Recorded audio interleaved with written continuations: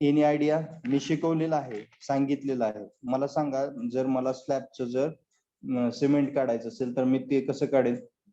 समजा 1000 गुंठ्याचा प्लॉट आहे, त्याच्यामध्ये मी 800 स्क्वेअर फीट घर बांधतोय. बाकीचे जे आहे ते 200 स्क्वेअर फीट मी माझ्या ओपनिंगसाठी म्हणजे मला कंपाऊंडसाठी वगैरे ठेवतोय, मोकळा स्पेस गार्डनसाठी वगैरे. तर मला सांगा 800 स्क्वेअर फीटच्या स्लॅबला मला किती पोते सिमेंट लागेल? कोण सांगेल? 6 इंचची भराई आहे किंवा 5 इंचची आहे स्लॅब थिकनेस. लमसम मी सगळ्या गोष्टी सांगितलेल्या होत्या, कशी काढायचं, काय काढायचं.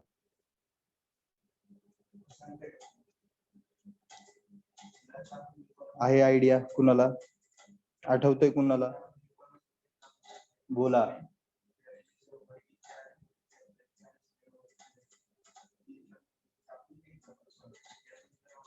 नाही आठवत. सार्थक 007 आठवतंय?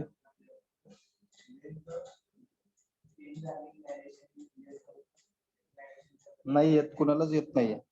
एवढे दिवस मग शिकवलेलं काय असेल ते गेलं का विसरून सगळं?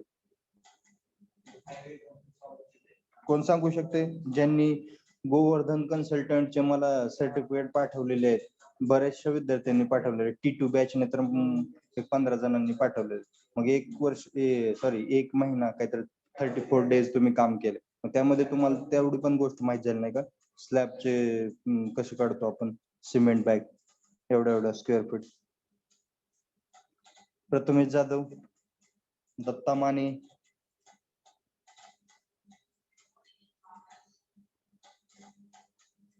कोणच नाहीये क्लासमध्ये. आउट ऑफ 72 स्टुडंट जॉईन आहे तिथं 54 स्टुडंट. 54 मधल्या एकाला पण येत नाही. कोणतरी मे बी काम पण करत असेल आता सध्या साईटवर वगैरे. सांगू शकता, कोणीही बोलू शकतं.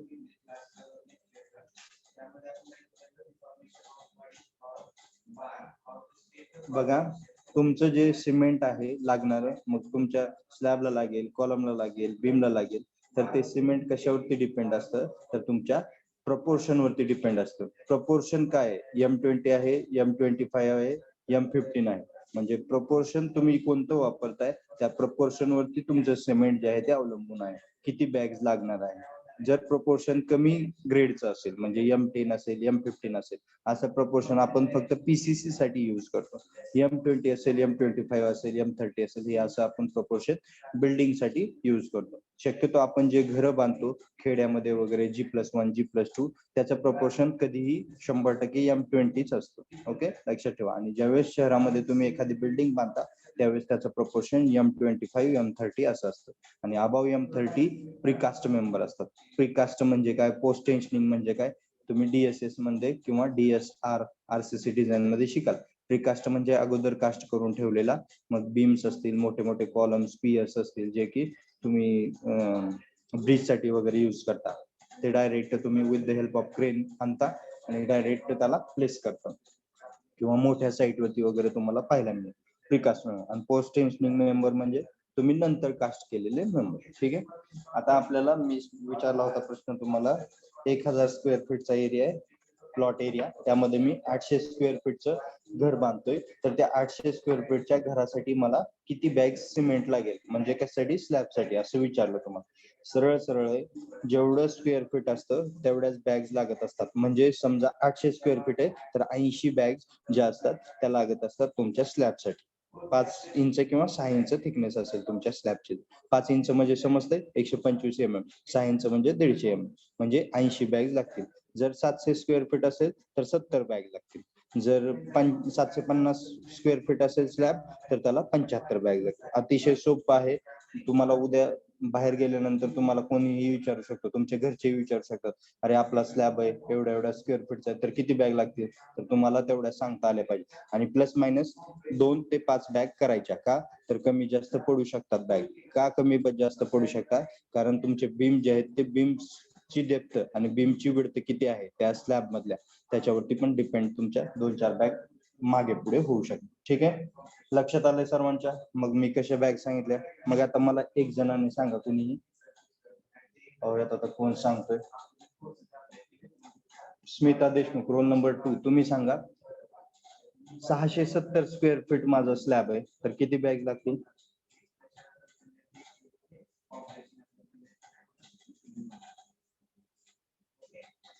Yes Smita sir. Smita yes.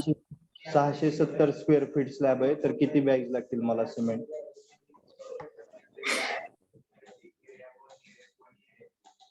लक्ष नाहीये का स्मिता? आवाज येत नाहीये का माझा? हो सर येतोय. मग असं का, सांगा ना आन्सर.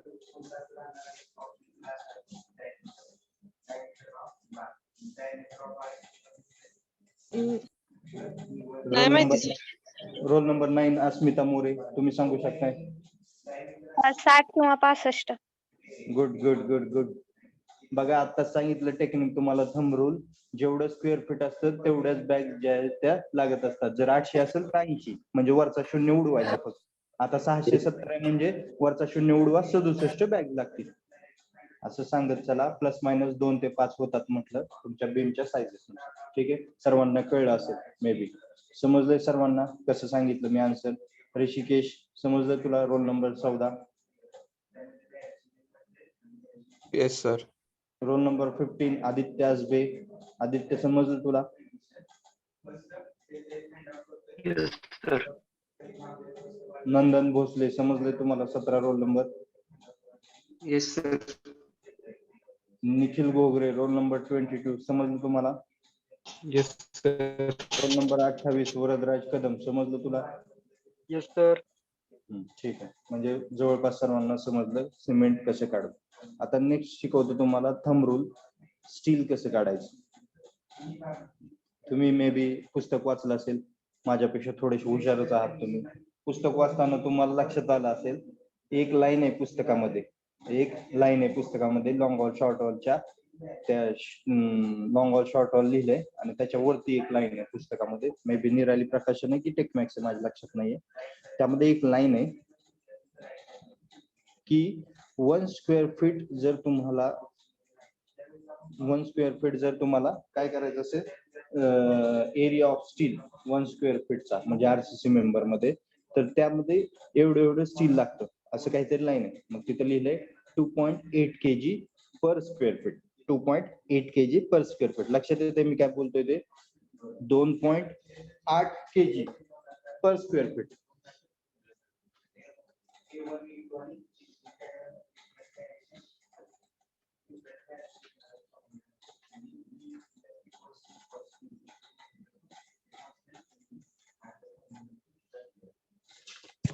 दोन 2.8 kg किंवा 3 kg जे आहे ते तुम्ही काय कराल, तिथं एका स्क्वेअर फीट एरियाला तुमच्या जे आहे ते स्टील यूज करणार. म्हणजे बघा, जर 3 kg एक स्क्वेअर फीटला यूज करत असाल, बरोबर, जर तुमचं तिथं समजा 100 स्क्वेअर फीट आहे, तर किती केजी होईल? किती केजी होईल? 380. राईट, 280. हा 280. जर 2.8 कुणी घेतलं असेल तर 280. जर कोण 3 kg घेत असेल तर त्याचं होईल समथिंग 300, बरोबर. ठीक आहे, मग आता जर समजा 1000 स्क्वेअर फीट असेल तर किती येईल? 1000 स्क्वेअर फीट असेल तर किती येईल? 3000. 28. किती येईल? उत्तर का असं सांगताय तुम्ही? गुणाकार येत नाही का? 3000. आता हे जे उत्तर आहे ते केजी मध्ये. आपलं स्टील कधीही कशामध्ये असतं? टनामध्ये असतं. ज्यावेळेस तुम्ही घराचं स्टील आणता, ज्यावेळेस साईट वरती काम करता, त्यावेळेस ते स्टील जे असते ते टनामध्ये येत असतं. केजी आणि टनामधला फरक कळतो का तुम्हाला? 3 टन स्टील येईल. हा, गुड. म्हणजे 1000 kg is equal to 1 tonne. 1000 kg is equal to 1 tonne. 2000 kg is equal to 2 tonne. आपला ऊस वगैरे स्वतःच्या शेतीमधला वगैरे जात असतो, त्यावेळेस आपल्याला ऊसाचं वजन कशामध्ये येतं? टनामध्ये येतं. ऊसाचं वजन कशामध्ये येतं? टनामध्ये येतं, बरोबर. म्हणजे तुमची जी मोळी असते ऊसाची, ती काहीतरी केजी प्लस प्लस होत ती काय झालेली असते? 1000 kg. 1000 kgच आलेलं असतं 1 टन, बरोबर. काहीतरी त्याचा रेट वगैरे असतो 2000 2500, प्रत्येक एरियानुसार वेगवेगळा. तसं स्टीलचा रेट काय आहे? 1000 kg is equal to 1 tonne. मग स्टीलचा 1 टनाचा रेट सध्या चालू आहे 55 ते 60,000 सध्या मार्केटमध्ये. मग ते स्टीलवर डिपेंड आहे. कालिका यूज करताय, राजुरी यूज करताय, गजराज यूज करताय, JSW यूज करताय, टाटा यूज करताय, काय करताय त्यावर. ठीक आहे, म्हणजे तुम्हाला महत्वाचं काय आहे? तर टनामध्ये स्टील येत असतं, बरोबर. मग मला एक सांगायचं तुम्हाला, ज्यावेळेस आपण स्टीलची क्वांटिटी काढत असतो, स्टील हे असतं ऍक्च्युली केजी क्विंटल म्हणजे टनामध्ये आपण हे करतो, परंतु डेन्सिटी ऑफ स्टील जी आहे, कोण सांगू शकेल डेन्सिटी ऑफ स्टील किती आहे? लगेच सांगायचं आन्सर, सर्च बेस करायचं नाही.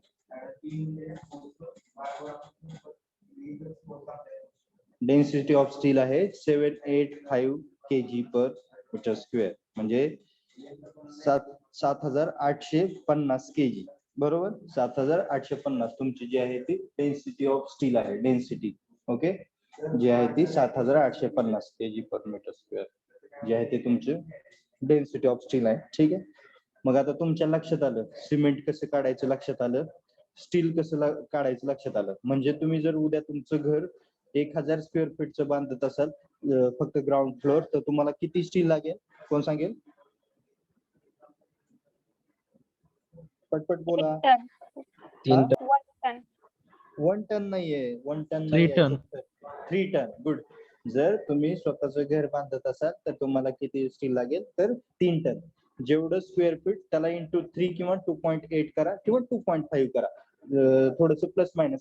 100-200 kg मागे पुढे होऊ शकतं. हे थंब रूल शिकवतोय मी सगळे, कारण जर तुम्हाला उद्या कुणीही अचानक लगेच समोर विचारलं किती टन लागेल रे माझ्या घराला, एवढं स्क्वेअर फीट आहे, तर तुम्हाला थंब रूलने एका सेकंदामध्ये विदिन अ सेकंद तुम्हाला आन्सर सांगता आलं पाहिजे, म्हणून हे शिकवतोय. ओके. आणि मग परफेक्टली पण मी शिकवणारच आहे पुढे गेल्यानंतर, परंतु परफेक्टलीला वेळ लागतो, कॅल्क्युलेशन करावे लागतात, आणि थंब रूलला कॅल्क्युलेशन नाही, आणि हे तुम्हाला कोण सांगणार नाही. त्या गोष्टी मी तुम्हाला सगळ्या शेअर करतोय. ठीक आहे.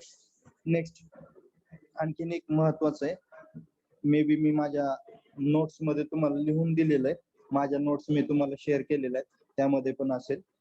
Approximate percentage of steel required in various RCC members म्हणून एक पॉइंट लिहिला होता मी माझ्या नोट्स मध्ये, आणि त्यामध्ये पर्सेंटेज ऑफ स्टील किती लागतं तुमच्या कोणत्या एरियाला किंवा कोणत्या गोष्टीला तुमच्या पूर्ण बिल्डिंगच्या, तर त्यामध्ये होतं बघा. ते महत्वाचं आहे, लिहून घेतलं नसेल तर तुमच्या नोटबुक मध्ये असू द्या, ते पाठ असलं पाहिजे.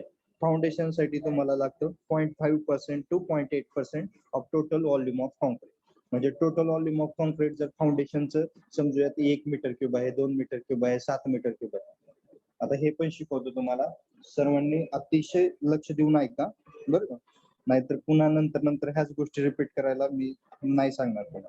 बघा, 1 मीटर क्यूब म्हणजे कोण सांगू शकेल किती असतं 1 मीटर क्यूब? ते पर्सेंटेज ऑफ स्टील पण मी सांगतो, हे सगळं सांगतो, पुढे जाऊयात हळूहळू. 1 मीटर क्यूब म्हणजे किती बाळांनो, तर 1 metre by 1 metre by 1 metre, म्हणजे L 1 मीटर, B 1 मीटर आणि H 1 मीटर, म्हणजे समजतंय, लेंथ विड्थ हाईट 1 1 1, म्हणजे गुणाकार केला व्हॉल्यूम आलं, बरोबर का, म्हणून मीटर क्यूब तुमचं जे आहे ते त्याचं युनिट आलं. 1 मीटर क्यूब म्हणजे काय, 1 metre by 1 metre by 1 metre. आपल्याला साईट वरती गेल्यानंतर एका समजूयात तिथं तुमचं फुटिंग आहे, त्या फुटिंगची व्हॅल्यू आहे 7 मीटर क्यूब, म्हणजे तिथं क्वांटिटी काय येणार आहे, ती क्वांटिटी कशी काढायची, तर ते आलं पाहिजे. पहिल्यांदा साईट वरती गेल्यानंतर पहिल्यांदा तुम्हाला काय करतात तुमची परीक्षा घेण्यासाठी, तर मीटर क्यूब काढता येते का ते चेक करतात. जर समजा तुमच्या समोर फुटिंगचं काम चालू आहे, तर ती फुटिंगची साईज आहे 3 metre by 2 metre by 1 metre, तर मग किती मीटर क्यूब येईल, 3 मीटर बाय L 3 मीटर आहे, विड्थ 2 मीटर आहे आणि हाईट 1 मीटर आहे. तर त्या फुटिंगची किती आली क्वांटिटी मीटर क्यूब मध्ये भरायची, किती आली? 6 3 मीटर दोन्ही क्यूब 6, 6 बरोबर मीटर का? 6 metre, right, 6 metre cube. Okay, 6 metre cube. का, तर 3 गुणिले 2 गुणिले 1, लक्षात येत आहे, 3 गुणिले 2 गुणिले 1 म्हणजे 3 दोन्ही 6, म्हणजे 6 मीटर क्यूब आहे. आता मला सांगा, बिल्डिंग कन्स्ट्रक्शन शिकलेलं आहे तुम्ही, 1 मीटर क्यूब कॉन्क्रीट मध्ये किती सिमेंट बॅग लागतात M20 कॉन्क्रीटला? लगेच विदिन अ सेकंड सांगायचं, सर्च करायचं नाही, लगेच बोलायचं.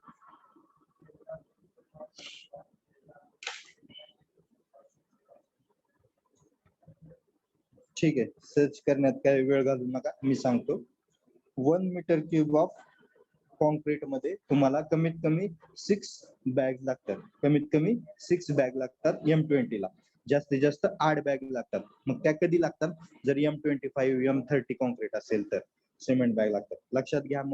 मग मला सांगा 6 मीटर क्यूब ऑफ जर मला कॉन्क्रीट करायचं असेल तर नंबर ऑफ बॅग्स किती लागतील? कोण सांगेल आन्सर?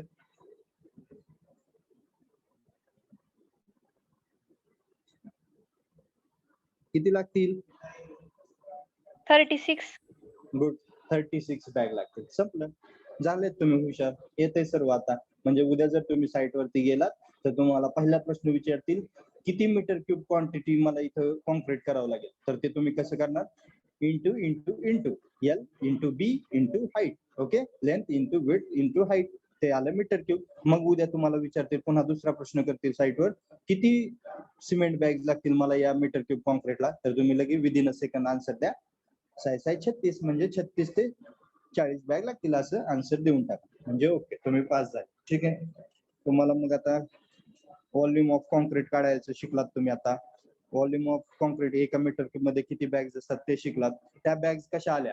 6 बॅग का, 6.5 बॅग का, 7 बॅग का, 8 बॅग का, ती पण मी शिकवेल. एका मीटर क्यूब मध्ये एवढ्याच का M20 ला किंवा काय हे पण शिकवतो मी. ठीक आहे. पुढे गेल्या हे पण शिकला तुम्ही. नंतर सिमेंट काढायचं शिकलात आता तुम्ही थंब रूलनं. स्टील काढायचं शिकलात किती स्क्वेअर फीटला किती लागतं. आता नेक्स्ट पुढे जाऊयात आपण. ऍग्रीगेट आणि सँड कशी काढायची. ऍग्रीगेट आणि सँड कशी काढायची हे सगळं थंब रूल शिकवतोय. हे थंब रूल हे ज्यावेळेस आपण साईट वरती 1 वर्ष 2 वर्ष काम करतो त्यावेळेस हे थंब रूल येत असतात. हे थंब रूल आत्ताच येत नाहीत आणि कोण सांगत पण नाही तुम्हाला. पण ते थंब रूल मी शिकवतो तुम्हाला. हे थंब रूल ज्यावेळेस साईट वरती आपण 1 वर्ष 2 वर्ष काम करतो त्यावेळेसच येतात. हे असं कुणालाही येणार नाहीये. त्यासाठी ते साईट वरती काम करावं लागतं. मग साईटवर ह्या साईटवर एवढं लागलं होतं, दुसऱ्या साईट वरती गेल्यानंतर एवढ्या गोष्टी लागल्या, तिसऱ्या साईट वरती गेल्यानंतर एवढ्या गोष्टी लागल्या. मग त्या 3 साईटचा ऍव्हरेज काढून ह्या गोष्टी ज्या आहेत त्या थंब रूल बनवलेल्या असतात. थंब रूल काय असेच येत नाहीत आणि कुठं पुस्तकात पण पाहायला मिळणार नाहीत तुम्हाला. ओके.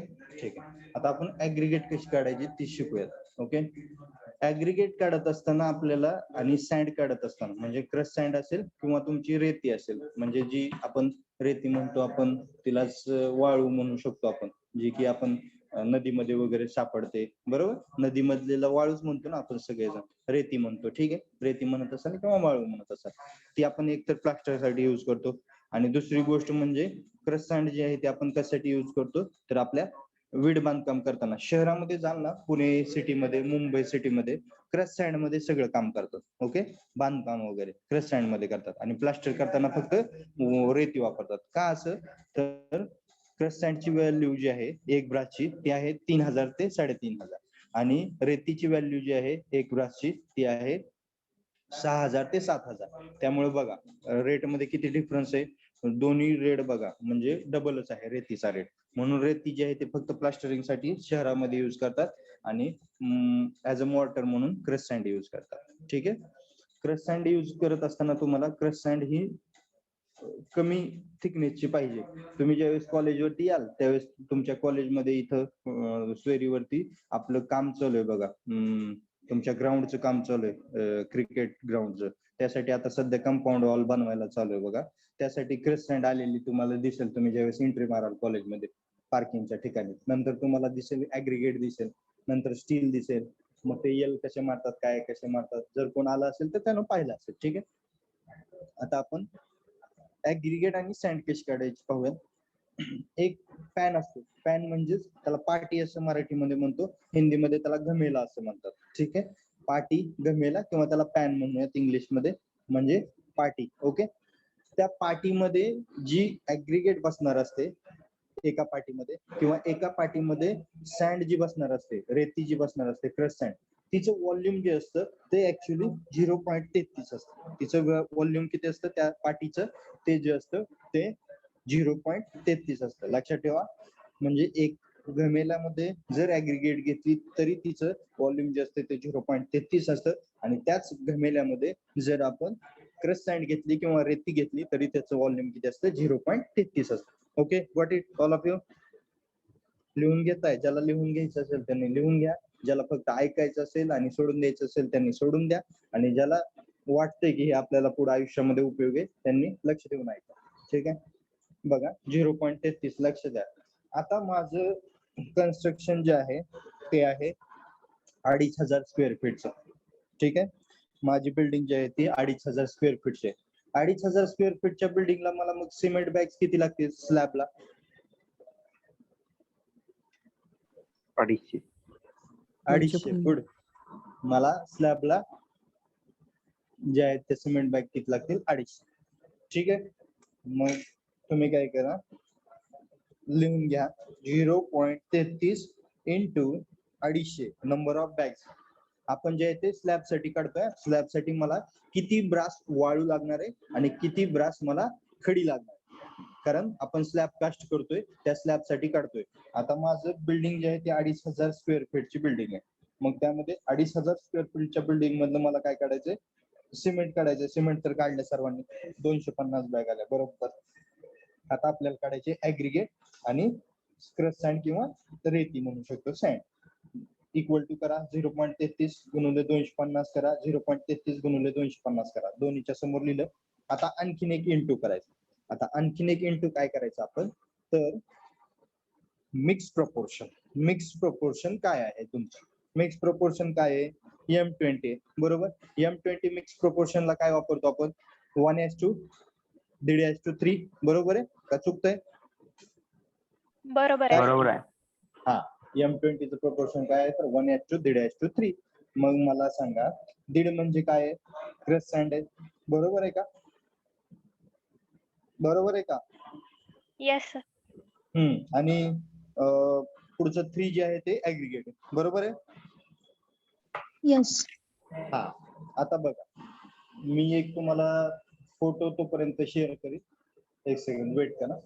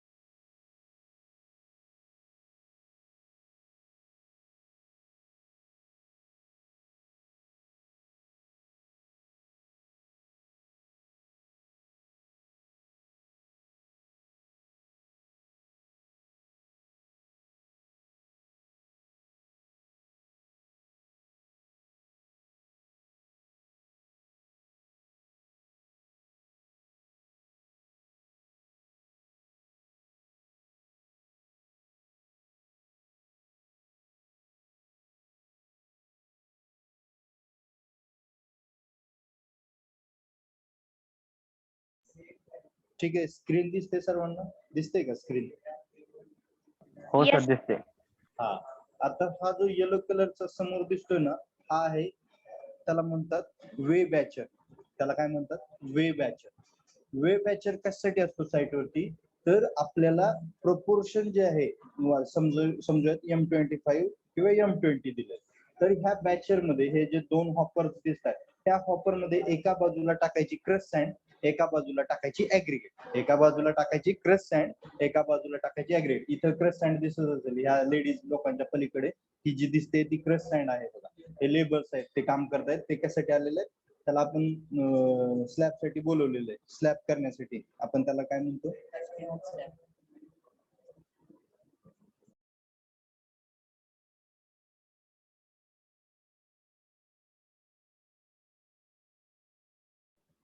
त्या लोकांना आपण काय म्हणतो? तर गँग म्हणतो. गँग म्हणजे 20 जणांची टीम असते, 25 जणांची टीम असते. मग त्यामध्ये 7-8-10 स्त्रिया असतील म्हणजे ज्या लेडीज असतील, आणि एक 10-15 जे आहे ते पुरुष असतील म्हणजे जेंट्स असतील. ठीक आहे, मग ते काम काय करतात? तर आता कोण क्रश सँड टाकण्याचं काम करेल? निम्म्या लेडीज. निम्म्या लेडीज किंवा जेंट्स जे आहेत ते याचं काम करतील ऍग्रिगेट टाकण्याचं एका हॉपर मध्ये, आणि दुसरे जे आहेत ते लोक काय करतील तर मग वरती जे आहे ते वरी विथ द हेल्प ऑफ तुम्ही जे आहे ते आलेला गाडा असेल किंवा काय असेल तुमचे फिल बॅरो असेल तो स्लॅब भरण्याचं काम चालू असेल. आता पुढच्या फोटोमध्ये बघा, इथं तुम्हाला वेट दिसत आहेत का? वेट बघा, इथं हे 2 वेट दिसत आहेत बघा, दिसत आहेत? इथं कर्सर फिरतोय बघा माझा, आणि इथे वेट बघा, आणि इथं हे जे असते ना ह्याच्यावरती पट्टी असते. पट्टी म्हणजे स्केल असते. स्केल यावरती लिहिलेलं असतं 10, 20, 30, 50, 100 असं लिहिलेलं असतं. ठीक आहे. हे वेट करण्यासाठी वे बॅचर, तुम्ही व्हॉल्यूम बॅचिंग आणि वे बॅचिंग म्हणून शिकला असाल कॉन्क्रीट टेक्नॉलॉजी मध्ये. मग त्यामध्ये फरक स्पष्ट करा, म्हणजे difference between volume batching and weigh batching, which one is the better on site. तर तुम्ही लिहिलं होतं answer weigh batcher is the best on site. हा म्हणजे वे बॅचर. व्हॉल्यूम बॅचिंग म्हणजे काय तर व्हॉल्यूम मी जे सांगितलं 0.33 गुणिले समथिंग एका पॅनचं व्हॉल्यूम सांगितलं म्हणजे ते 0.33 म्हणजे व्हॉल्यूम बॅच झाला तुमचा. आणि हा जो झाला तो तुमचा काय वे बॅचर. वे batcher is best on site, कारण वे बॅचरनच तुम्ही जे आहे ते प्रपोर्शन तुमच्या ह्याचं ठरवू शकता. आता पुढची हे बघा फोटो बघा, हा लेबर आणि हा लेबर यांनी काय केलेलं लेवल ट्यूब पकडलेले, आणि लेवल ट्यूब पकडून हा जो वे बॅचर आहे त्याला एका लाईन मध्ये आणण्याचं काम चालू. एका लाईन मध्ये जर हा वे बॅचर उभा केला नाही तर तुमचं प्रपोर्शन जे आहे ते कास्टिंग करताना चुकू शकतं. लक्षात येते? त्यामुळे हा वे बॅचर जो आहे तो एक्झॅक्ट हॉरिझॉन्टली उभा राहिला पाहिजे खाली ग्राउंडला, तरच तुमचं जे आहे ते वरी हॉपर मध्ये टाकताना प्रपोर्शन जे आहे ते बरोबर जाणार. मग ते प्रपोर्शन कसं ते पण मी सांगतो पुढं. लक्षात येते? हे असली तर मेथड शिकला असेल ना, हे काय असतं काय कसं करायचं. सर्वांना शिकवलं मी, मागच्या फोटो मध्ये पण सांगितलेलं.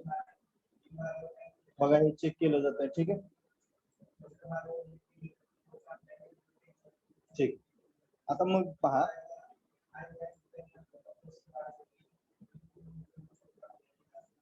आता ज्या वेळेस हे वेट ठेवलेले हे ऍक्च्युली काय केलेलं असतं वेट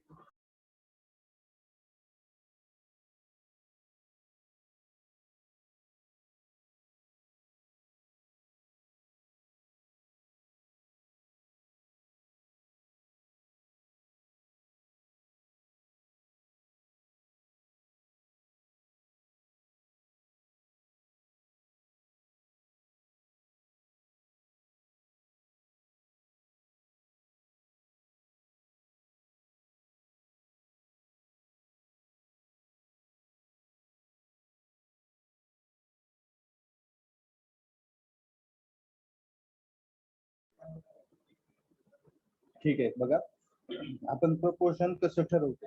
ओके, इथं तुम्हाला दिसत असेल एकच वेट आहे बघा, सॉरी 2 वेट आहेत, आणि या बाजूला दिसत असेल एकच वेट आहे. दिसतंय सर्वांना? ऑल ऑफ यू आवाज आला पाहिजे मला, तर समजतंय किंवा काय तर चालू आहे. मी जे शिकवतोय ते समजतंय का सर्वांना? मी काय बोलतोय ते? हो सर. हा. ओके. बघा या बाजूला तुम्हाला 2 वेट दिसत आहेत आणि या बाजूला एकच वेट दिसत आहे. हे जे एक वेट आहे ते 10 kg आहे, हे जे दुसरं वेट आहे ते 5 kg आहे, आणि हिकडलं जे आहे या बाजूचं ते पण आहे 10 kg. ठीक आहे.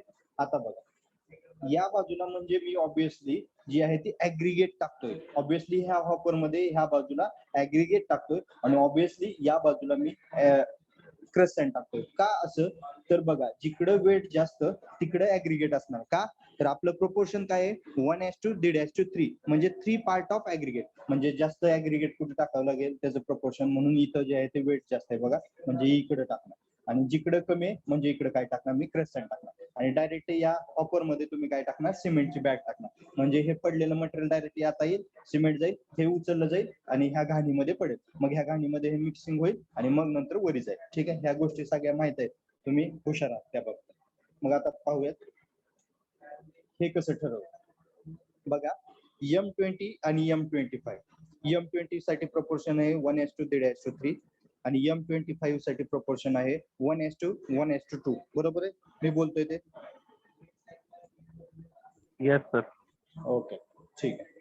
आता बघ, जर समजा आपल्याला वरून कोणत्या तरी कंपनीकडून प्रपोर्शन आलं मोठ्या मोठ्या साईट वरती कसं असतं, आता मी जी ही हडपसरची साईट आहे, पुण्यातली साईट आहे, तर त्या साईट वरती कसं असतं, तुम्ही काम करता, मग तुम्ही कंपनीद्वारे करत असाल, बिल्डरद्वारे करत असाल, कॉन्ट्रॅक्टरद्वारे करत असाल, वरून कंपनी तुम्हाला बिल्डरला एवढं एवढं प्रपोर्शनचं एक चार्ट देते, मग त्यानुसार त्याचं प्रपोर्शन, त्याचं केजी मध्ये वेट, एवढं एवढं सिमेंट जे आहे ते ह्याच्यासाठी वापरा, स्लॅबसाठी वापरा, एवढं एवढं जे आहे ते तुम्ही कशासाठी वापरा, तर तुमच्या याच्यासाठी वापरा. पण साईट इंजिनियरचं काम काय, तर तुमच्या साईट वरती लागणारी गोष्ट जी आहे, मग ब्रासमध्ये ऍग्रीगेट असेल, ब्रासमध्ये क्रश सँड असेल, नंतर तुमचं सिमेंट असेल, ह्या गोष्टी तुम्ही मागवायला लागतात साईटवर. ठीक आहे.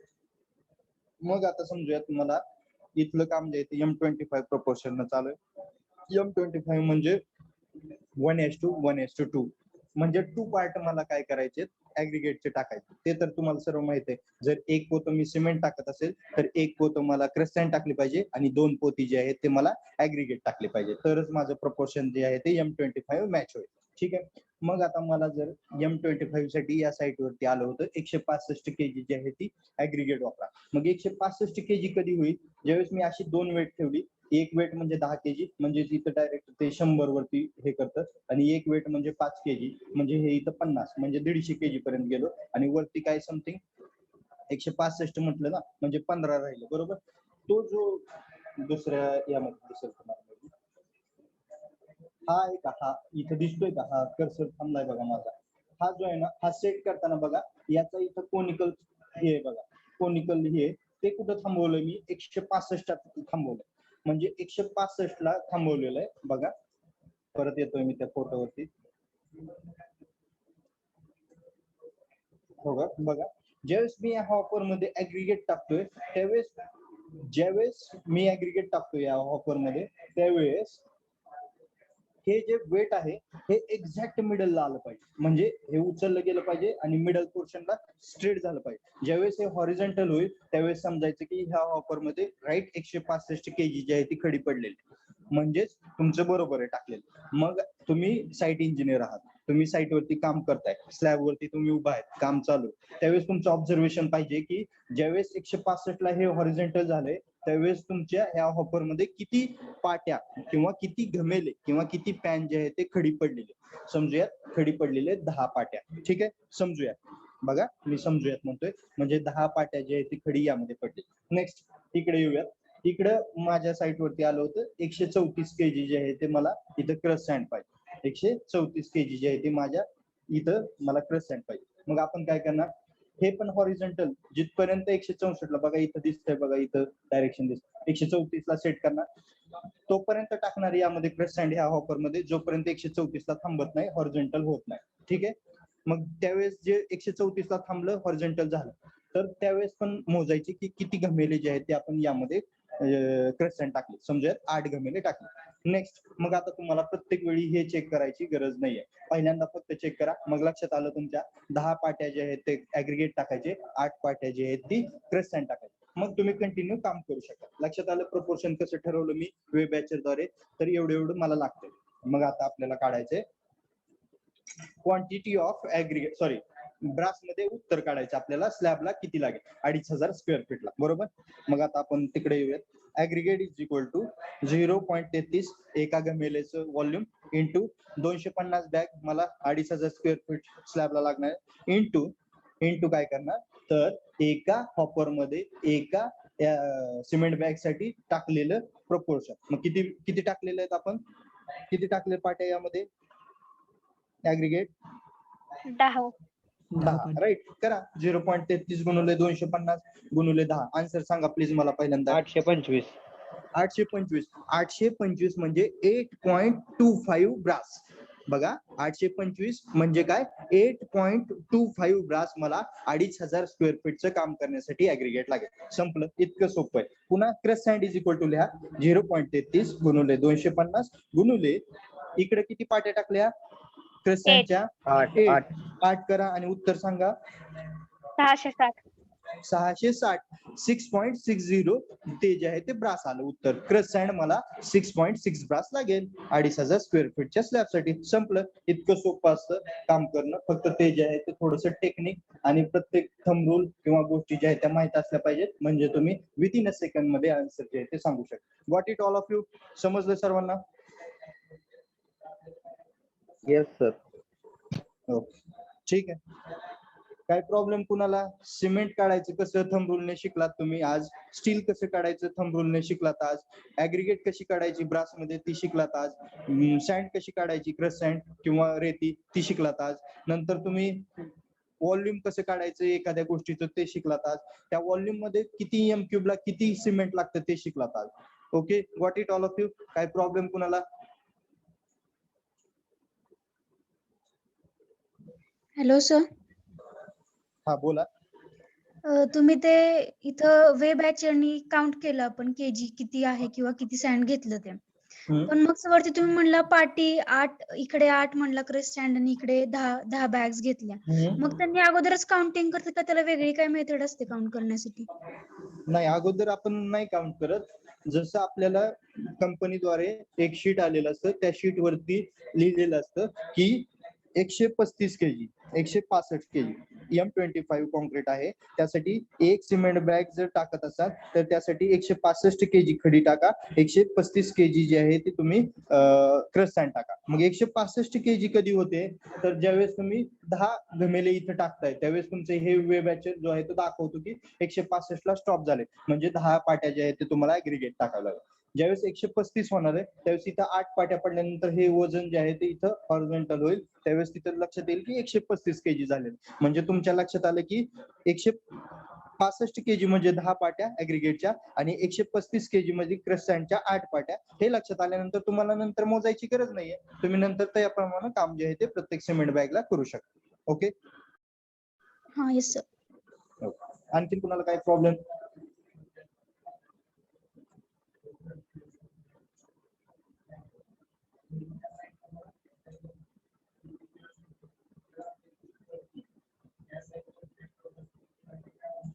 नाहीये प्रॉब्लेम नाहीये. ठीक आहे. मगाशी मी सांगता एक गोष्ट राहिली होती ती म्हणजे approximate percentage of steel required for various RCC member. Approximate percentage of steel required for various RCC member may be माझ्या नोट्स मध्ये आहे. तुम्हाला लिहून घ्यायचं असेल लिहून घेऊ शकता. फाउंडेशन साठी असतं 0.5% to 0.8% of volume of concrete. हे महत्वाचं आहे. कॉलम साठी 1% to 5% of volume of concrete. Beam साठी 1% to 2% of volume of concrete आणि लिंटेल्स आणि स्लॅब साठी 0.7% to 1% of volume of concrete. याद्वारे पण तुम्ही स्टील जे आहे ते आरसीसी मेंबर मधलं फाइंड आउट करू शकता त्या मेंबरचं. ठीक आहे. परंतु मी ही टेक्निक सांगितलेली ही अतिशय सोपी आहे थंब रूल द्वारे. ठीक आहे. परंतु आता आपल्याला अॅक्युरेटली शिकायचंय. पुढे मी शिकवेल. आता बीबीएस तर तुम्ही शिकलेलं कसं वजन काढायचं कोणत्या गोष्टीचं हे अॅक्युरेट शिकवलं स्टीलचं. परंतु आता तुम्हाला पुढे सिमेंट बॅग्स कशा काढायच्या एका मीटर क्यूबला कसं किती बॅग्स असतात हे पण मी तुम्हाला पुढे शिकवेल. ऍग्रिगेट कशी काढायची किंवा क्रश सँड कशी काढायची. पुन्हा किती पर्सेंटेज कुणाला प्लस मायनस करायचं वेट व्हॉल्यूम ड्राय व्हॉल्यूम ह्या गोष्टी पण मी पुढे शिकवेल. पुन्हा प्रत्येक लेबरचा रेट काय असतो प्रत्येक बॅगचा किंवा काय प्रत्येक गोष्टी काय असतात कॉन्ट्रॅक्टर प्रॉफिट किती असतं ह्या सर्व गोष्टी ज्या आहेत त्या तुम्हाला रेट अनालिसिस मध्ये शिकायला मिळते. ठीक आहे. आज आपण इथं थांबूयात. कुणाला काही प्रॉब्लेम नसेल तर मग मी प्रेझेंटली घेतो. कुणाला काही असेल तर तुम्ही विचारू शकता.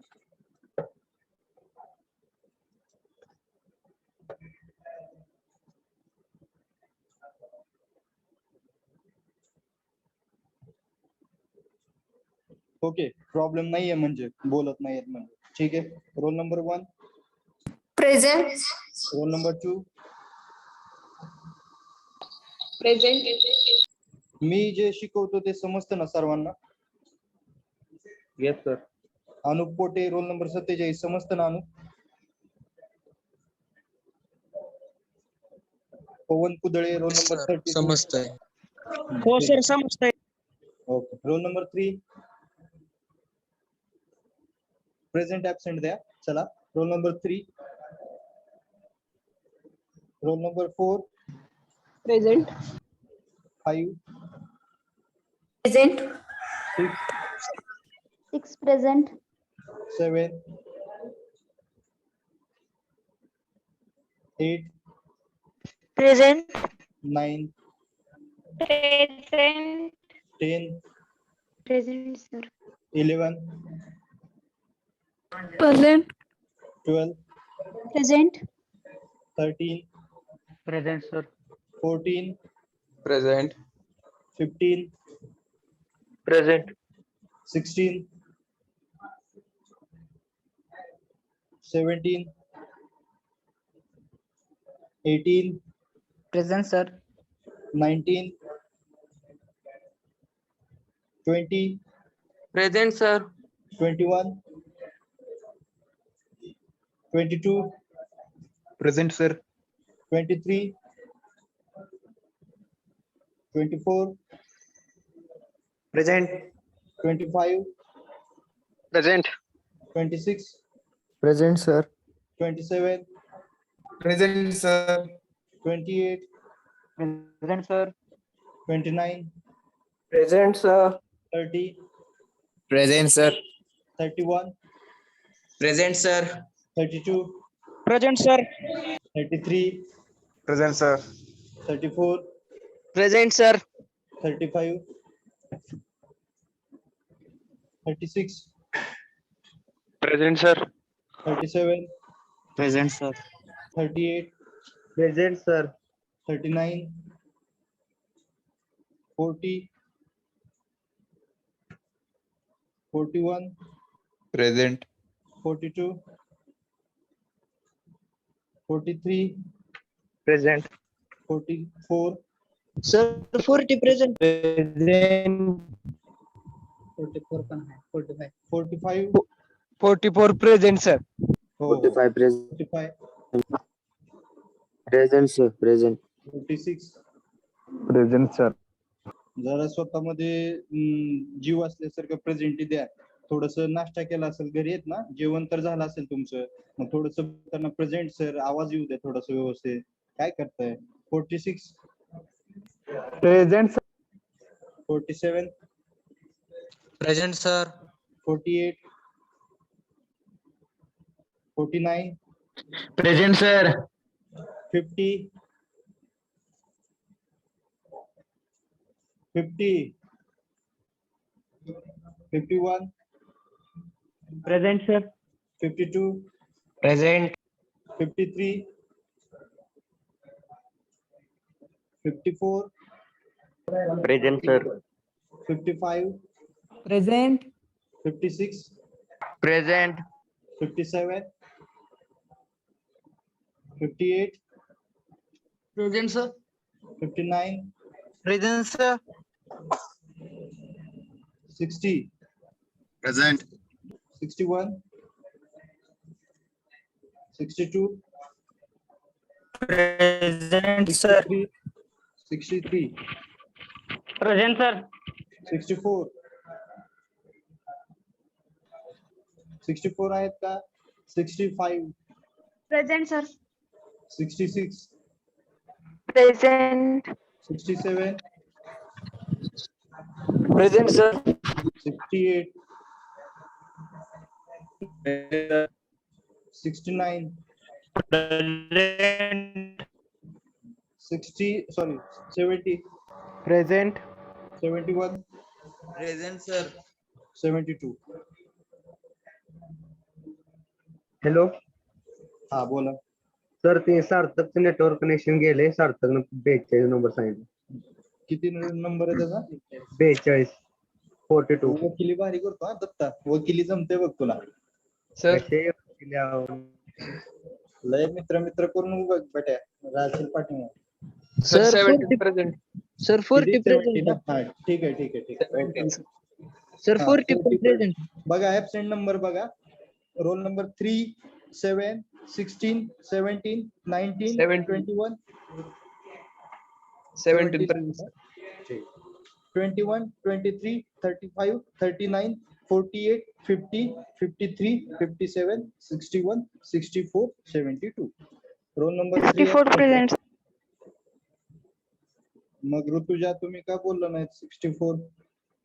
Range problem होता. ठीक आहे. आणि 60. पुढचं लेक्चर कोणाचं आहे? हॅलो. सर 35.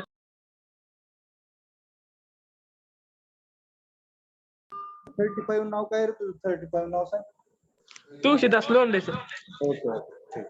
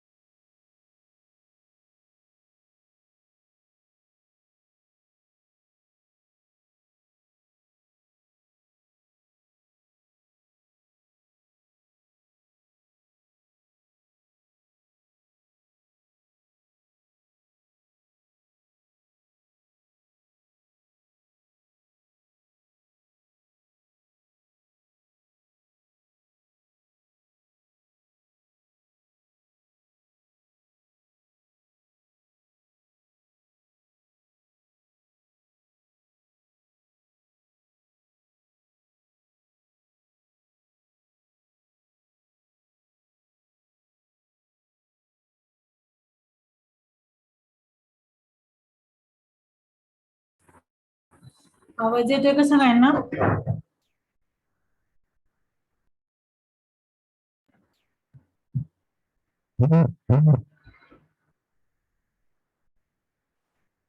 आवाज येतोय का सगळ्यांना? येतोय मॅम.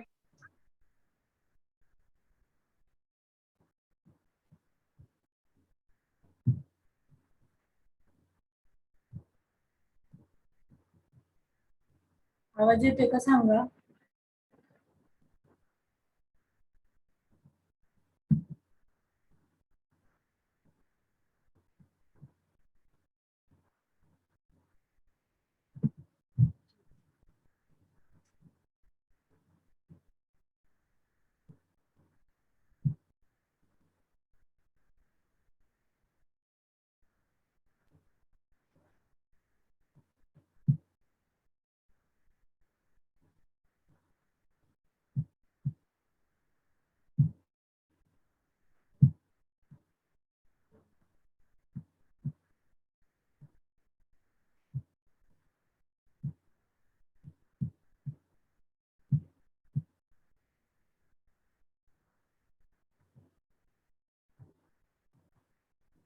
स्क्रीन दिसते व्यवस्थित. स्क्रीन दिसते का ते पण सांगा. स्क्रीन दिसते का सगळ्यांना. ठीक आहे. तर आपण बघा, आपण ड्रेनेज सिस्टीम बद्दल बघतोय. 1 पाईप सिस्टीम, 2 पाईप सिस्टीम आपण काल बघितलेलं आहे. आपण ट्रॅप्स कोणते कोणते आणि कसे यूज केलेले आहेत ते बघितलेले आहेत.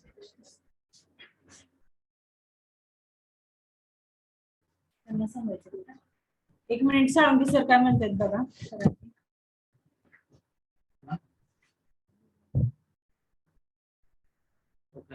Good morning all of you.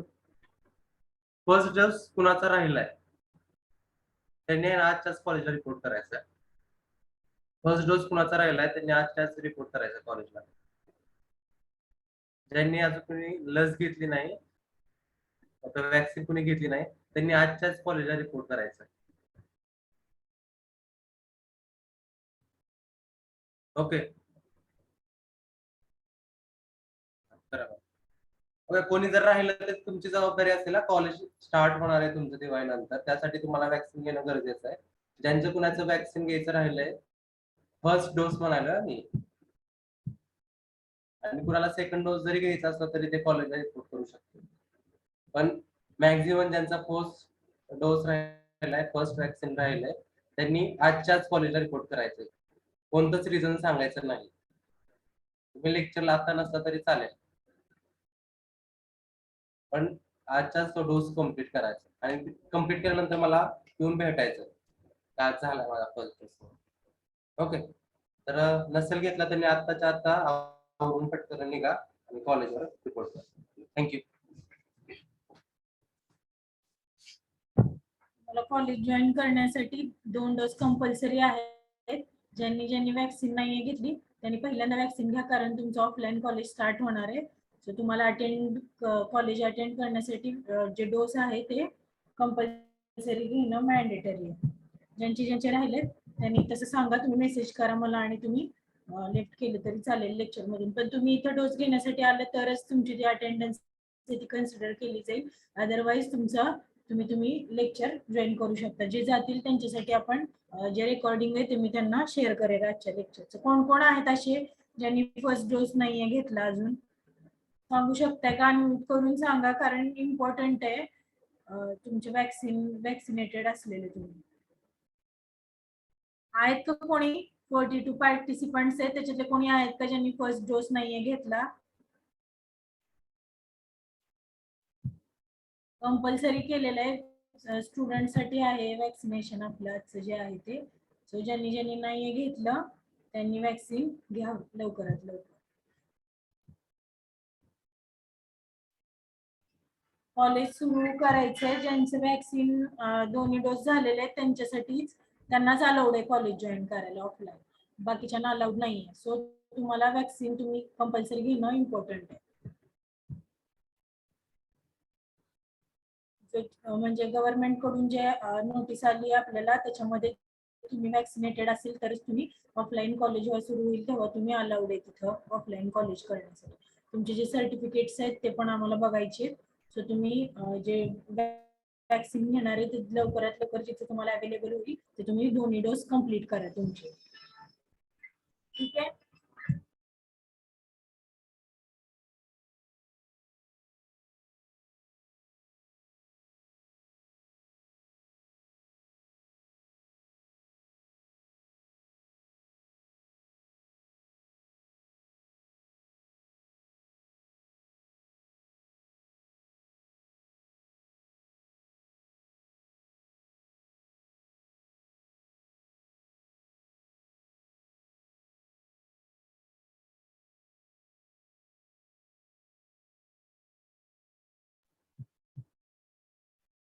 तर ठीक आहे, बघा आपण काय घेत होतो.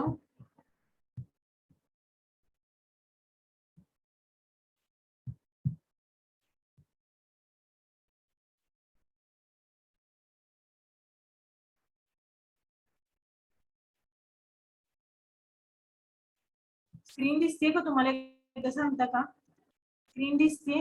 हो दिसते ma'am. AIIMS of house drainage. ठीक आहे.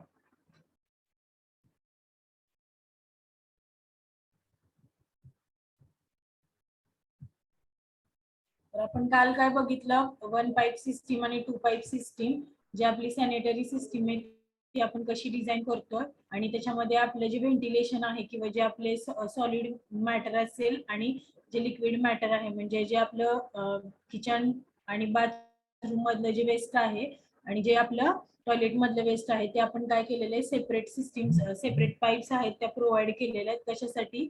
तर जे आपलं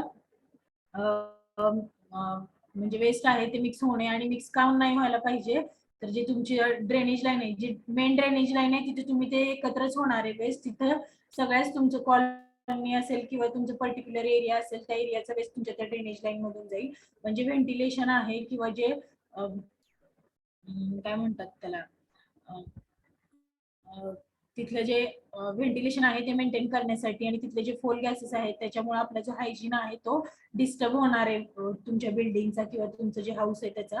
तो हायजीन मेंटेन करण्यासाठी आपण हे काही केलेले आहेत. ह्या पाईप्स आहेत त्या वेगवेगळ्या प्लेस केलेले आहेत. तुमचं वेस्ट, वॉटर वेस्ट आहे आणि जे सॉलिड वेस्ट आहे ते तुम्ही वेगवेगळ्या पाईप मधून डिस्पोज करतात ड्रेनेज लाईनला. त्याच्यासाठी आपण कोणत्या कोणत्या पाईप यूज केल्या? Soil pipe, water pipe, vent pipe, rain water pipe आणि अँटी सायफनेज पाईप.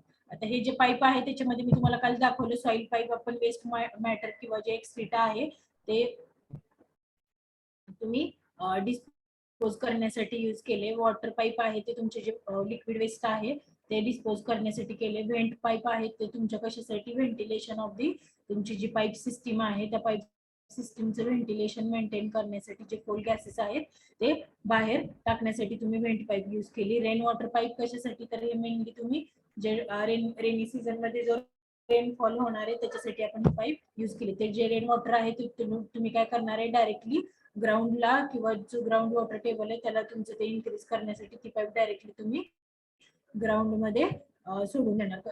तिथलं जे वॉटर आहे ते डायरेक्टली तुम्ही ग्राउंड मध्ये सोडून देणार. आणि ही आता अँटी सायफनेज पाईप आहे. आता ही अँटी सायफनेज पाईप आहे ते काल अस्मिता आणि कोणीतरी क्वेश्चन विचारलेला की आपण जे इंडियन टॉयलेट्स आहेत त्याच्यामध्ये आपण पी ट्रॅप, एस ट्रॅप किंवा क्यू ट्रॅप आहे तो यूज नाही केला, तर तिथं आपण काय यूज केलेलं आहे, तर अँटी सायफनेज पाईप यूज केलेली आहे.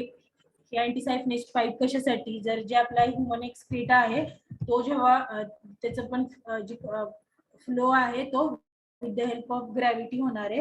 म्हणजे फोल गॅसेस आपले तयार होतात वेस्ट मटेरियल मधून, वेस्ट मॅटर मधून जे फोल गॅसेस तयार होतात ते डायरेक्टली तुमच्या टॉयलेट मध्ये वापस येऊ नये त्याच्यासाठी तुम्हाला काय अँटी सायफनेज पाईप आहेत ते तुम्ही तिथं प्रोव्हाइड करता. कशासाठी? जे फोल गॅसेस आहेत ते डायरेक्टली रिमूव्ह करण्यासाठी. जी आपली आता 2 पाईप सिस्टीम आहे, जे आपण आता इथं एक मिनिट मी तुम्हाला दाखवते. पी क्यू आणि एस टाईपचे ट्रॅप वापरले. त्याच्यासाठी आपले जेव्हा इंडियन टॉयलेट्स असतात त्याच्यामध्ये काय आपण हे पी क्यू आणि एस ट्रॅप प्रोव्हाइड नाही केले, तर तिथले जे फोल गॅसेस आहेत किंवा तिथले जे वेस्ट आहे ते कसं डिपॉझिट होणार त्याच्यासाठी आपण काय यूज केलेले, तर अँटी सायफनेज ट्रॅप. त्याची थोडीशी सिस्टीम आहे ती पी ट्रॅप सारखीच आहे. डायरेक्टली तुम्हाला काय होतं, ते जे वेस्ट मटेरियल आहे with the help of gravity तुमचं तुमचा तिथला ड्रेनेज टँक असेल त्या ड्रेनेज टँक मध्ये ते डंप होतं आणि तिथून तुम्ही काय करता ते कनेक्ट करता कुठं तुमच्या मेन ड्रेनेज लाईनला किंवा जिथे तुम्ही ते वेस्ट डिस्पोज करणारे मेन लाईनला तुमच्या ते तुम्ही डायरेक्टली कनेक्ट करता. तर याच्यामध्ये आता ज्या पाईप्स आहेत त्याच्यात अँटी सायफनेज पाईप आपण कुठे युज करतो, काल विचारलेल्या क्वेश्चनचा आन्सर आहे हे. तिथे आपण पी क्यू आणि एस ट्रॅप नाही युज करत तर तिथं काय आपण युज करतो अँटी सायफनेज पाईप. त्या अँटी सायफनेज पाईप मध्ये काय जे तुमचे फोल गॅसेस आहेत ह्याचं थोडस जे मेकॅनिझम आहे ते पी ट्रॅप सारखंच आहे आणि डायरेक्टली तुमचं काय होणार आहे जे वेस्ट आहे ते तुमचं तुम्ही तिथे ड्रेनेज लाईन किंवा आयसी चेंबर जो तिथे डिझाईन केलेला असतो त्याच्यामध्ये तुमचं वेस्ट डिपॉझिट होणार आहे आणि तिथून तुम्ही ते काय करणार आहे with the help of different pipes तुम्ही ते काय करणार आहे मेन लाईनला तुमच्या मेन ड्रेनेज लाईनला ते काय करणार आहे कनेक्ट करणार आहे तिथून. ठीक आहे, डाऊट क्लिअर झाला काल तुम्ही विचारलेलं? Yes ma'am. ठीक आहे, तुमचं ह्याचं मेकॅनिझम जे आहे थोडस पी जर तुम्ही नेटवर जरी सर्च केलं तर तुम्हाला तिथं बऱ्याच ठिकाणी पी ट्रॅप असं सांगतील पण पी ट्रॅप नाही थोडस पी ट्रॅप सारखं त्याचं मेकॅनिझम आहे. म्हणजे डायरेक्टली ग्राउंडला तुमची ती पाईप आहे ती कनेक्ट केलेली आहे किंवा जे तुम्ही जिथे डिपॉझिट करणारे वेस्ट तिथे तुमची ती पाईप डायरेक्टली कनेक्ट केली जाते आणि थोडासा तिथं बेंट आहे.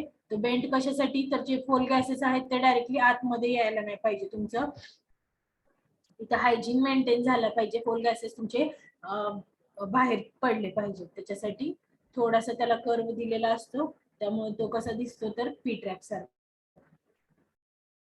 ठीक आहे, तर आपण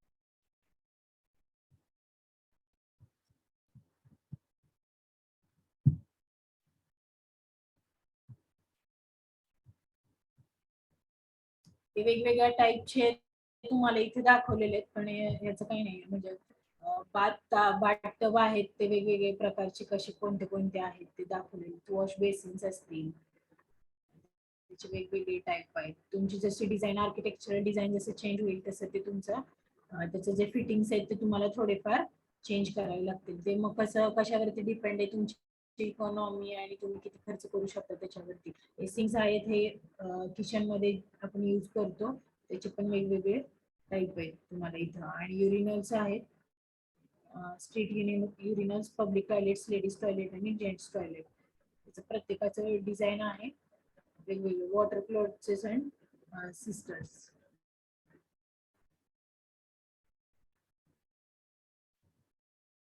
इंडियन टॉयलेट आणि अँग्लो इंडियन टॉयलेट तुम्हाला दिलेलं आहे.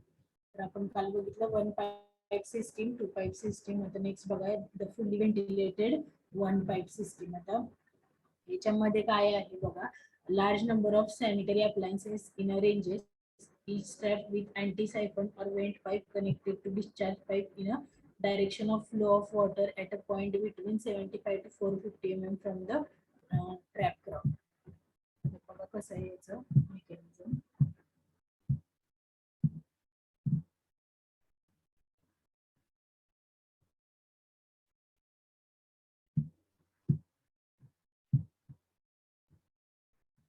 त्याच्यामध्ये तुम्ही काय केलेलं आहे सिंगल पाईपच यूज केलेली आहे म्हणजे व्हेंटिलेशन जे आहे तुम्ही व्हेंट पाईप जे प्रोव्हाइड केले त्याच्यामध्ये थोडेसे चेंजेस केलेले ते काय आहेत आपण बघूया.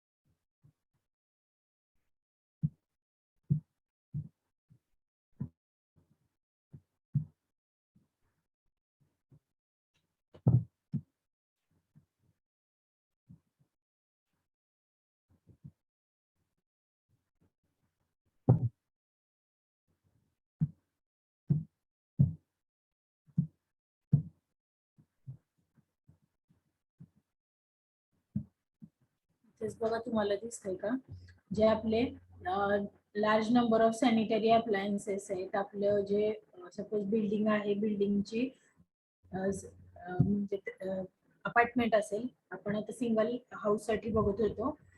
तर ज्या एखादा अपार्टमेंट असेल, अपार्टमेंट मध्ये काय जास्त अपार्टमेंट किंवा रो हाऊस असेल, तिथे एका फ्लोअरला सपोज 4 1 BHK चे 4 फ्लॅट आहेत. तर तिथे काय तुमचं जास्ती तुमचा जो वॉटर सप्लाय आहे, वॉटर सप्लायची म्हणजे वॉटर रिक्वायरमेंट पण जास्ती असणार. तिथल्या टोटल म्हणजे बिल्डिंग मध्ये राहणाऱ्या लोकांची संख्या वाढली की तिथलं वॉटर रिक्वायरमेंट जास्त असणार आणि तुमचं वेस्ट वॉटर जनरेशन आहे ते पण तुमचं जास्त असणार. सो मग तुम्हाला काय करायचंय की तुमची इकॉनॉमी आहे ती मेंटेन करायची. मग तुम्ही काय करणार, जी पाईप सिस्टीम आहे सिंगल पाईप सिस्टीम म्हणजे एकाच पाईपला तुम्ही जास्तीत जास्त विदाउट प्रेशर न देता तुम्ही जो वेस्ट आहे ते वेस्ट कसं कलेक्ट करू शकता याचा तुम्हाला तिथं विचार करावा लागेल. आणि ह्याच्यामध्ये मेन काय आहे तुमचं हायजीन आहे तो मेंटेन झाला पाहिजे. जे फोल गॅसेस आहेत ते रिमूव्ह म्हणजे ऍटमॉस्फिअर मध्ये गेले पाहिजेत, रिमूव्ह झाले पाहिजे. त्यांचं फोल गॅसेसचं जे फोल गॅसेस आहेत ते रिटर्न तुमच्या बाथरूम मध्ये किंवा टॉयलेट मध्ये आले नाही पाहिजे. त्याच्यासाठी तुम्हाला काय करायचंय, अशी पाईप डिझाईन करायची आहे किंवा असं व्यवस्थित डिझाईन करायचे तुमच्या पूर्ण वॉटर सिस्टीमचं किंवा वेस्ट वॉटरचं की हायजीन मेंटेन झालं पाहिजे आणि ते कसं पाहिजे तुम्हाला इकॉनॉमिकल पण पाहिजे. मग त्या ठिकाणी तुम्ही काय करू शकता, तुम्हाला माहिती की 1 पाईप सिस्टीम ही as compared to 2 pipe system economical आहे. मग तुम्ही व्हेंटिलेशन मेंटेन करून तुम्ही 1 पाईप सिस्टीम मध्ये कसं तुम्ही आता अरेंजमेंट करणार. तर बघा इथं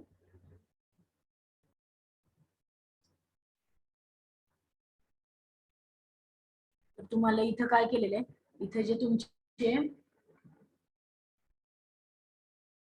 आता हे तुमचे आहेत वॉश बेसिन्स आहेत, वॉश बेसिन्स आहेत. त्याला काय केलेलं आहे, तर प्रत्येक वॉश बेसिनला तुम्ही एक पाईप कनेक्ट केलेली आहे. ती पाईप तुमची डायरेक्टली कुठं कनेक्ट झाली आहे, तर ही तुमची आहे सिंगल पाईप. ह्या सिंगल पाईपलाच तुम्ही काय केलंय, आणखी एक पाईप कनेक्ट केली आणि त्या पाईपला सगळ्या तुमचे जे बेसिन्स आहेत त्या बेसिन्सच्या पाईप तुम्ही त्या सिंगल पाईपला कनेक्ट केलेले आहेत. आणि ती पाईप तुमची कुठं कनेक्ट होती, तुमच्या सिंगल जी पाईप आहे ज्याच्यातून वेस्ट मटेरियल पण कॅरी होणार आहे, ते वेस्ट मटेरियल आणि सॉलिड वेस्ट आणि जे लिक्विड वेस्ट म्हणतोय आपण टॉयलेट मधलं आणि तुमचं किचन मधलं वेस्ट आहे ते तुमच्या या सिंगल पाईप मधून कॅरी होणार आहे. मग या सिंगल पाईप मधून कॅरी होणारे पण जे बेसिन्स आहेत ते बेसिनची क्वांटिटी आहे ती जास्त आहे ऍज कम्पेअर टू तुमचे नॉर्मल बिल्डिंगला. म्हणजे तुमचे हाऊस आहेत तिथं एका फ्लोअरवरती जास्ती फ्लॅट आहेत तर तुमचं तिथं काय किचन पण जास्ती आणि बेसिन पण जास्ती. मग तुम्ही काय केलं, ते सगळे एका सिंगल पाईपला कनेक्ट केलेत आणि ती पाईप नंतर तुम्ही काय केली तुमच्या मेन पाईपला जॉईंट केली. आणि आता ह्याच्यात व्हेंटिलेशनसाठी काय केलं कुणी सांगेल का, डायग्राम बघून सांगा मला. थोडंसं व्यवस्थित डायग्राम बघा, तुम्हाला लगेच समजेल. तुम्ही बोललात तर थोडस तुम्ही म्हणजे विचार करा. आपण आता ह्याच्यात व्हेंटिलेशन कसं मेंटेन करणार. आपल्याला आता सगळं काय आपलं सॉलिड वेस्ट आणि लिक्विड वेस्ट आहे ते तर आपल्या इथून बाहेर पडणार आहे. जे लिक्विड मटेरियल आहे ते आपण याच्यात कलेक्ट केलेलं आहे. सॉलिड मटेरियल पण आपण याच पाईप मधून कॅरी करणार आहे. मग आता व्हेंटिलेशन जे आपला मेन पॉइंट राहिला, जे आपलं म्हणजे आपण याला म्हणतोय की फुल्ली व्हेंटिलेटेड 1 पाईप सिस्टीम. आपण 1 पाईप इथे युज केली, मग आता कसं व्हेंटिलेशन मेंटेन होईल ते सांगू शकताय का? आहेत का सगळेजण? टोटल 50 पार्टिसिपंट्स आहेत. बोला, तुम्ही बोलाल तितकं तुम्हाला लवकर समजेल तेवढंच मला पण तुम्हाला एक्सप्लेन करायला छान वाटेल. कोण सांगेल? स्नेहल थोरात सांगताय, आसबे आदित्य, नंदन भोसले, कोण सांगेल?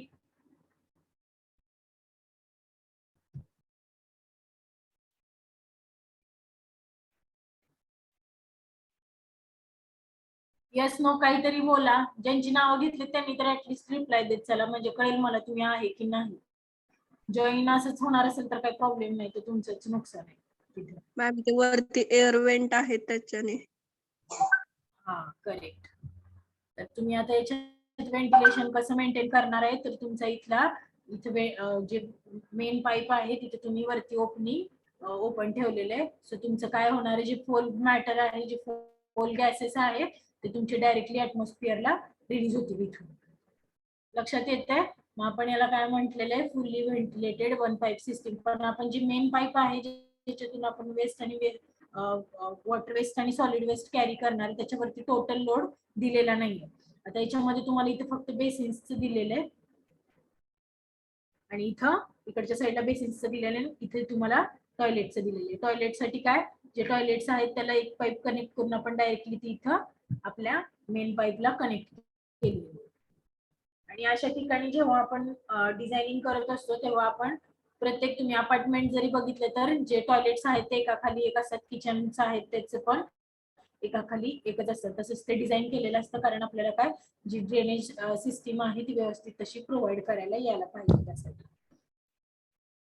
तर याच्यामध्ये बघा कसं आहे, जे वॉटर वेस्ट आहे त्याच्यासाठी वेगवेगळी पाईप आपण डिझाईन केली आहे आणि ती पाईप आपण मेन आपल्या पाईपला कनेक्ट केली आहे. जे सॉलिड वेस्ट आहे ते पण आपण कलेक्ट करून वेगवेगळ्या पाईपनी, म्हणजे आता इथे 3 दिसत आहेत तुम्हाला, हे 3 WC आहेत. 3 WC मधून काय केलेलं तुम्ही वॉटर जे वेस्ट सॉलिड मॅटर आहे, सॉलिड वेस्ट आहे ते कलेक्ट केलेले आणि तुमच्या मेन पाईपला इथं जॉईन केलेलं आहे. सो तुमचं काय होईल, इथं व्हेंटिलेशन पण मेंटेन होईल आणि तुमचं जे इकॉनॉमी आहे ती पण तुम्हाला इथं मेंटेन झाली बऱ्यापैकी. सो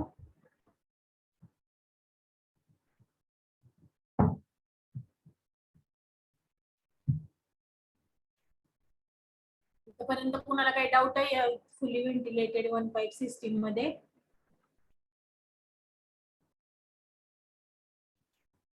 डाऊट आहे का, समजतंय का, काहीतरी बोला.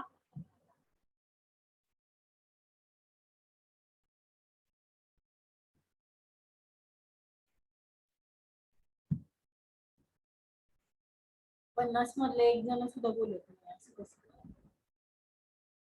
सगळेच प्रेझेंटीसाठी आले का?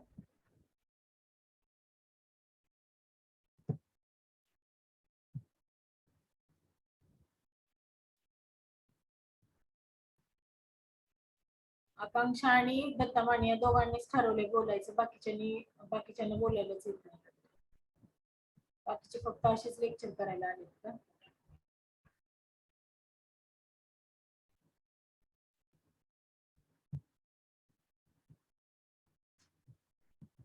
नेक्स्ट बघा, द सिंगल स्टॅक सिस्टीम. आता सिंगल स्टॅक सिस्टीम मध्ये बघा आपण काय केलेलं आहे, to reduce the cost of the soil and waste system branch vent pipes are not required. आता बघायचं अगोदर डिझायनिंग कसं केलेलं आहे. त्याचे तुम्हाला साइजेस पण दिलेले आहेत, त्या साइजेस पण बघा कशा कशा, हे आपण नंतर बघूया साइजेस. आता याच्यामध्ये काय आहे, सिंगल स्टॅक सिस्टीम. जे सॉइल मॅटर आहे किंवा जे वेस्ट मॅटर आहे ते त्याच्यासाठी जे कॉस्टिंग लागते ते आपण इथं काय केलेले, रिड्यूस केलेले.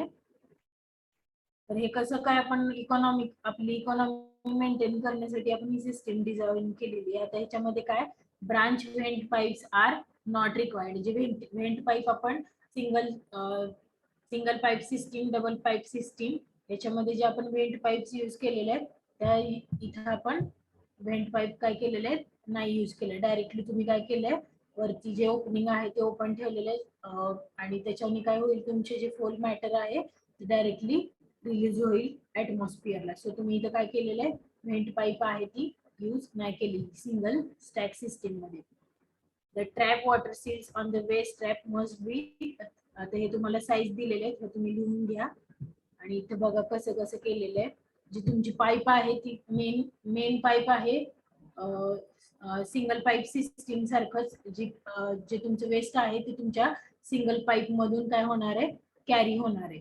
तर याच्यामध्ये तुम्ही काय केलेले, व्हर्टिकल स्टॅक्स यूज केलेले आहेत. जे वॉटर सील्स आहेत ते वॉटर सील्स यूज केलेले आहेत आणि जे तुमचं टॅप वॉटर आहे ते त्याचं लॉसेस होऊ नये म्हणून त्याच्यासाठी पण तुम्ही काय केलेले, सील्स यूज केलेले. तर तुमच्या आतापर्यंतच्या ज्या पाईप सिस्टीम होत्या त्याच्यामध्ये तुम्हाला कुठेच इथं सील यूज केलेलं नाहीये. जे तुमचं वॉटर आहे ते जेव्हा किचन मधले जे वेस्ट आहेत ते वॉटर आले की तुमचं डायरेक्टली त्या पाईप थ्रू तुमच्या मेन पाईप मध्ये डायरेक्टली जाणार आणि डिस्पोज होणार. तर तुमचं इथं काय आहे, तर तुमच्या इथं सील्स आहेत, तर तुम्ही सील्स प्रोव्हाइड केलेले आहेत. कशासाठी, तर तुमचं जे वॉटर आहे ते तुम्ही सिंगल पाईप यूज केलेले आणि तुम्ही ते सील जेव्हा ऑन करणार किंवा ऑफ करणार तेव्हाच तुमची तिथे एंट्री आहे तिथल्या वॉटरची ती तुमची तिथून मेन तुमच्या पाईप कडे होणार आहे. सो तुमचं हे सगळं मेकॅनिझम आहे ते तुमच्या या सील वरती डिपेंड आहे. जर म्हणजे तुम्ही सील जेव्हा ऑन आणि ऑफ करणार तेव्हाच काय होणार, तुमचं वॉटर फ्लो होणार किंवा नाही होणार हे तुमचं इथं लक्षात येते. तर बघा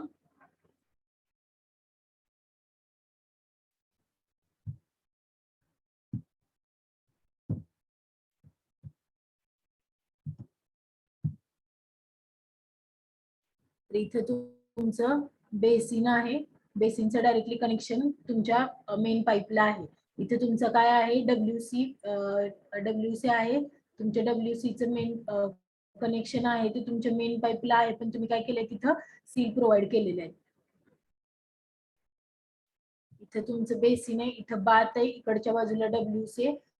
बाथचं पण कनेक्शन तुमच्या मेन पाईपला आहे, पण तुम्हाला इथं काय केलेलं आहे, इथं पण ऍक्सेस किंवा तुम्ही याला पण सील म्हणू शकता, ते तुमचं सील आहे ते प्रोव्हाइड केलेलं आहे.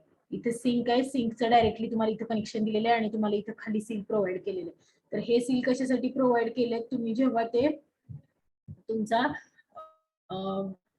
जे वॉटरचा फ्लो आहे वॉटरचा किंवा तुमच्या सॉलिड मॅटरचा, तो तुम्हाला काय करावे लागेल, हे जेव्हा सील आहेत हे तुम्हाला डायरेक्टली ऑन किंवा ऑफ ठेवावे लागतील. आता जे डब्ल्यूसी बाथ आणि बेसिनचे हे सील नेहमीच शक्यतो ऑन ठेवले जातात, पण कसं आहे तुमचं जी सिस्टीम आहे त्या सिस्टीम मध्ये तुमचे जे फोल मॅटर आहे ते फोल मॅटर व्यवस्थित रिमूव्ह होण्यासाठी तुम्ही हे सील्स आहेत ते प्रोव्हाइड केलेले आहेत. तर याच्यातले बघा हे जे मेन सगळ्यात वरचं सील आहे ते तुम्ही जर ऑन ठेवलं तर तुमचं जे फोल गॅसेस आहेत ते तुमचे डायरेक्टली इथून रिमूव्ह होणार आहे. तर तुमचं हे सील आहे ते डायरेक्ट नेहमीच ऑन असणार आहे आणि जे डब्ल्यूसीचं जे सील आहे ते पण तुम्हाला नेहमीच ऑन ठेवावं लागणार आहे. सो काय होईल, तुमचे जे वेस्ट मटेरियल आहे तुमच्या मेन पाईप मध्ये डंप होईल आणि तुमचं काय होईल, मेन ड्रेनेज लाईनला किंवा तुमच्या टँक मध्ये तुमचं जे वेस्ट मटेरियल आहे किंवा जे वॉटर वेस्ट आणि लिक्विड वेस्ट आहे ते तुमचं तिथं डायरेक्टली डंप होईल.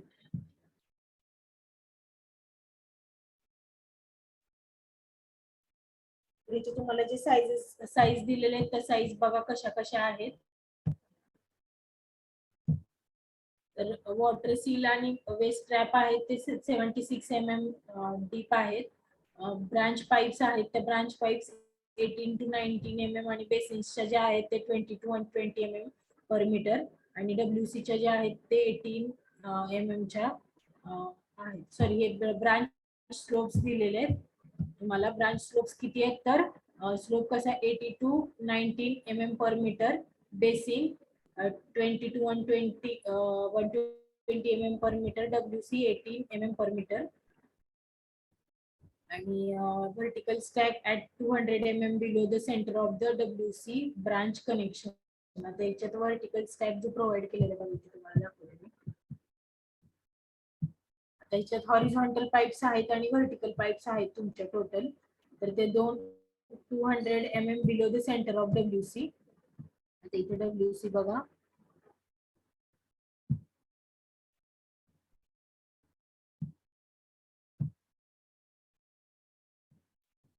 इथं WC आहे, इथं WC आहे आणि इथे तुमचा WC आहे. तर याच्यात तुम्हाला इथे दिलेलं आहे ते अल्टरनेटिव्ह ब्रांच कनेक्शन. तुम्ही इथून पण असं डायरेक्टली प्रोव्हाइड करू शकता किंवा तुम्ही, आता हे तुमचं कशावर डिपेंड आहे, PQ किंवा S ट्रॅप, तुमचा कोणत्या प्रकारचा ट्रॅप आहे त्याच्यावरती तुम्हाला हे डिपेंड आहे. जर S टाईपचा ट्रॅप असेल तर तुम्ही डायरेक्टली खालून कनेक्शन इथं घेऊ शकता.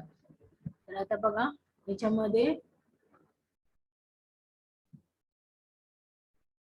तुम्हाला डायग्राम मध्ये नाहीये दिलं. तर बघा याच्यात तुम्हाला इथे वेंट पाईप आहे, त्याला पण तुम्ही इथे अल्टरनेटिव्ह म्हणजे पाईप आहे ती थोडस बेंट करून देऊ शकता. कशासाठी, तर तुमचे जे कोल गॅसेस आहेत ते तुम्ही पाईप आहे ती डायरेक्टली व्हर्टिकली प्रोव्हाइड केली तरी पण रिमूव्ह होऊ शकतात आणि तुम्ही असं थोडस त्याला कर्व देऊन जरी तुम्ही प्रोव्हाइड केली तर तुमची ती पाईप जे कोल गॅसेस आहेत ते डायरेक्टली इथं रिमूव्ह होऊ शकतात. व्हर्टिकल स्टॅक आहेत तुम्हाला ह्या डायग्राम मध्ये नाही दिले, पण जे तुमचे हे आहेत जॉईंट्स आहेत किंवा जे कनेक्शन आहे त्याच्यासाठी तुम्हाला ते व्हर्टिकल स्टॅक आहे ते तुम्हाला यूज करावे लागतात. Vertical stack at 200 mm below the centre of WC branch connection. जेव्हा तुमचं WC ब्रांच कनेक्शन आहे आता ते तुम्हाला मी दाखवते. डायग्राम मध्ये आहे का? व्हर्टिकल स्टॅक्स दाखवते.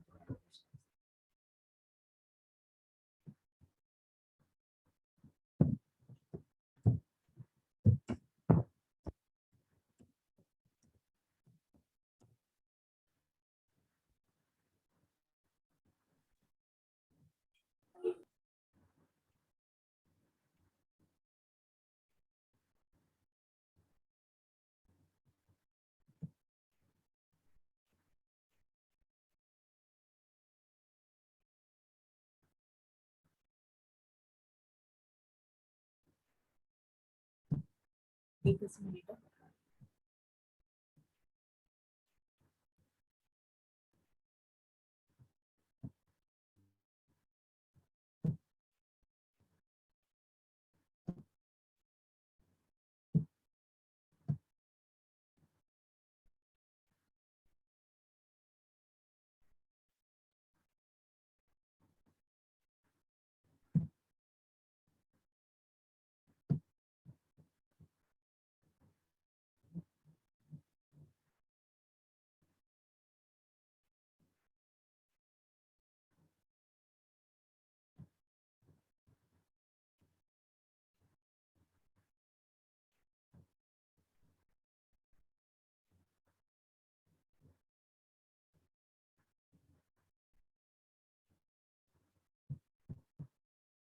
तर बघा तुमचं राईट साईडला बघा तुम्ही इथं जास्त मोठं पण नाही होणार आहे.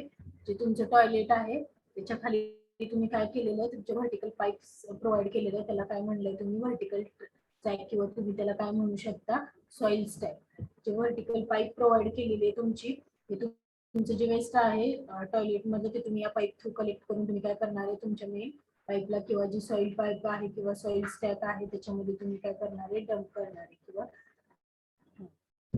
तुमचं हे काय झालं सॉइल स्टॅक किंवा व्हर्टिकल स्टॅक.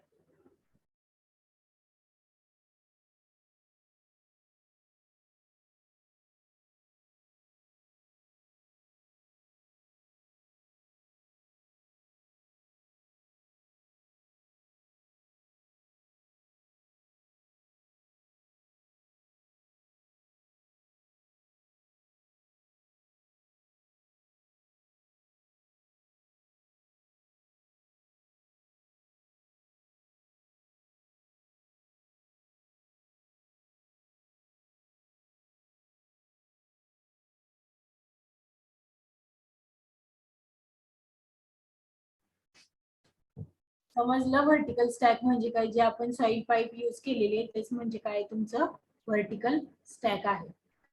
लक्षात येतंय? मॅम लक्षात येते पाईपला का? हा व्हर्टिकल स्टॅक जी सॉइल पाईप आहे आपली सॉइल पाईपला पण तुम्ही व्हर्टिकल स्टॅक म्हणू शकता.